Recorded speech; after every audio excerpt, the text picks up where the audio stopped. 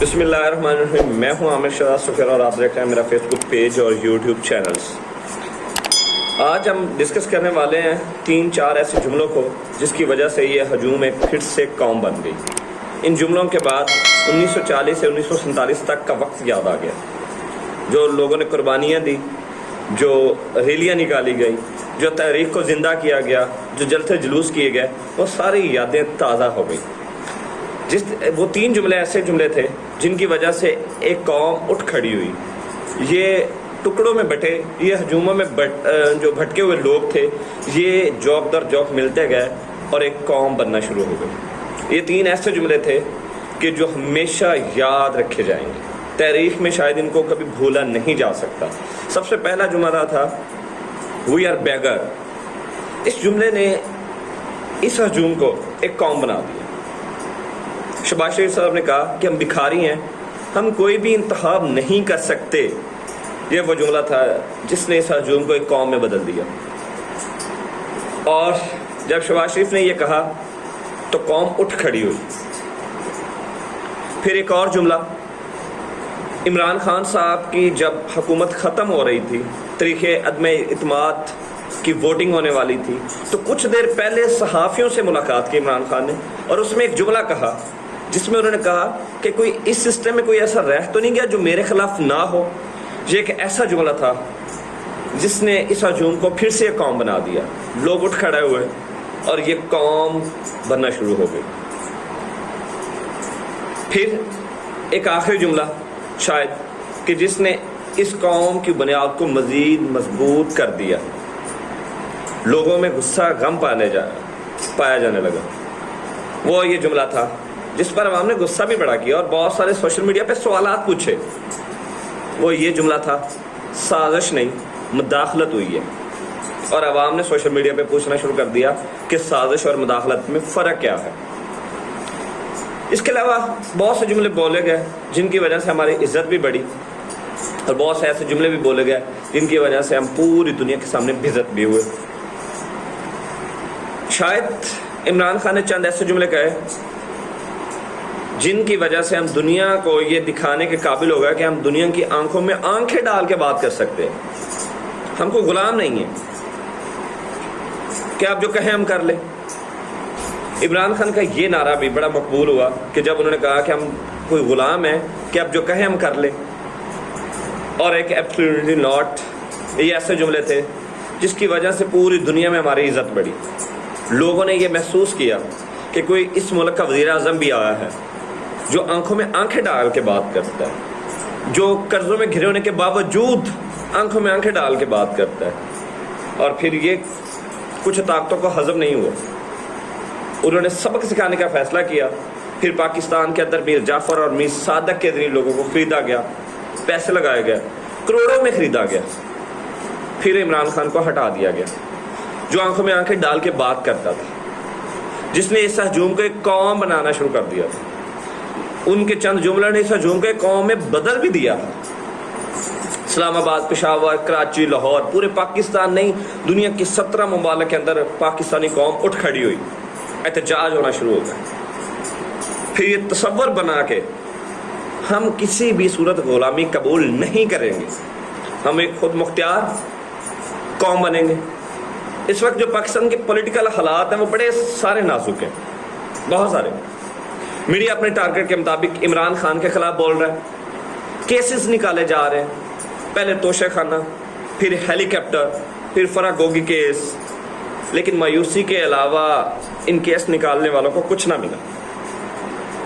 اور یہ کیس اگر کھل جائیں، توشہ خانہ یا باقی دوسرے کیس، تو اس میں زرداری اور نواز شریف جو انہوں نے کیا ہے وہ بتانے کے بھی قابل نہیں ہے.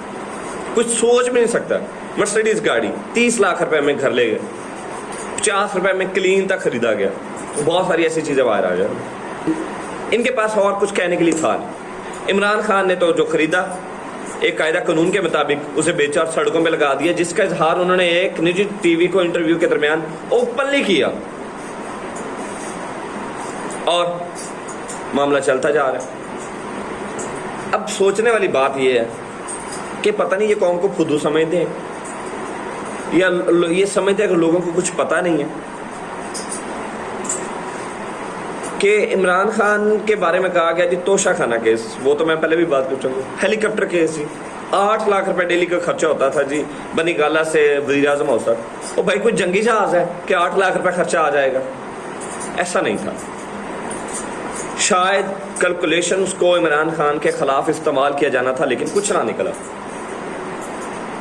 لیکن دوسری طرف اگر پاکستان مسلم لیگ نون کی بات کریں، ہمارے معزز پرائم منسٹر جناب شہباز شریف کی بات کریں، کیمپس آفس بنا دیے. کیمپ آفس، یہ کیمپ آفس جہاں پہ 3-4 ہزار اہلکار تو ڈیوٹی کرتے ہیں، ان کی تنخواہیں، ان کے خرچ، سارا کچھ کہاں سے جائے گا بھائی؟ میری اور آپ کی جیبوں سے. اور یہ ہو رہا ہے، بنا دیے گئے. ان کے 3 جو آفس کیمپس بن گئے ہیں. لیکن دوسری طرف اگر عمران خان کی بات کریں تو وہ صبح آتے تھے ہیلی کاپٹر پہ بلا شبہ، اور پھر شام کو اپنے گھر واپس چلے جاتے. وہ کہیں نہیں ٹھہرتے. اور ہیلی کاپٹر استعمال کرنے کی بھی بڑی وجہ اسلام آباد میں ٹریفک کے مسائل کو کم کرنا تھا.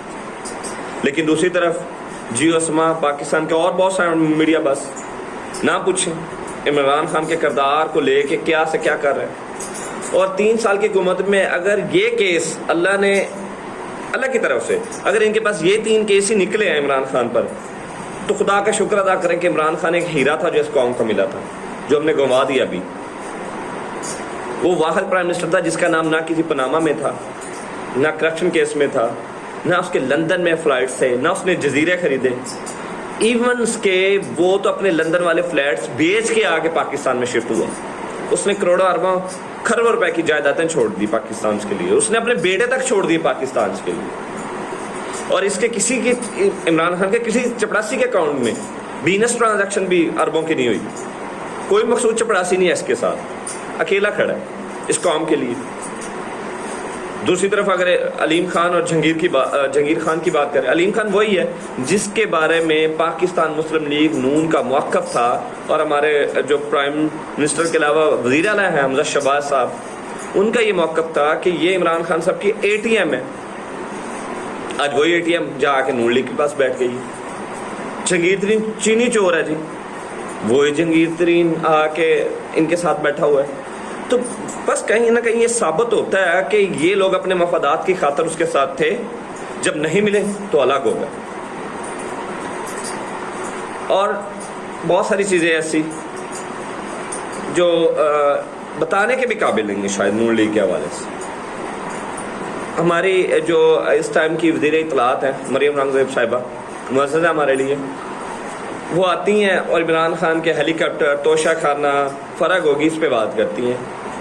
کبھی بھی انہوں نے وہ بات نہیں کی جو پاکستان کی بہتری کے لیے ہو، جو پاکستان کی مفادات کے لیے ہو. وہ ذاتیات کی سیاست کر رہے ہیں. دوسری سائڈ پہ اگر بات کریں ہماری عدالتوں کی، معزز عدالتیں ہیں، ان میں 2 کیس آئے ایک ہی نوعیت کے. ایک تھا حمزہ شہباز کا حلف لینے کا، اور دوسرا تھا جو ارکان جنہوں نے پارٹی کے اگینسٹ جا کے ووٹ دیا تھا ان کا.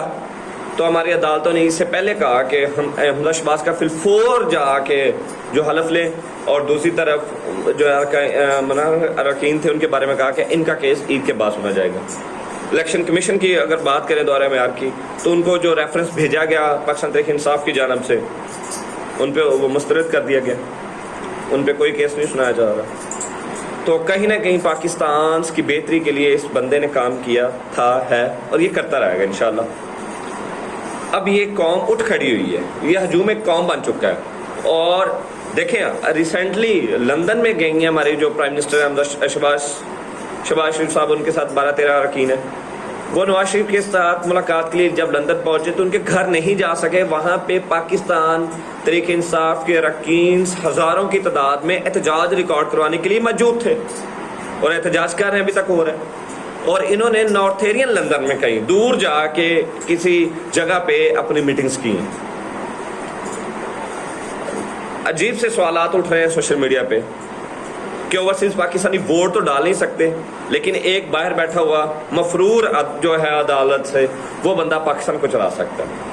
تو ہماری عدالتوں کو، اسٹیبلشمنٹ کو، میڈیا کو، بہت سارے لوگوں کو نظر ثانی کرنی چاہیے کہ پاکستان کی بہتری کے لیے کیا ہے. انشاءاللہ ملاقات ہوگی اب ایک نئے بلاگ ساتھ تک. تب تک کے لیے اللہ حافظ.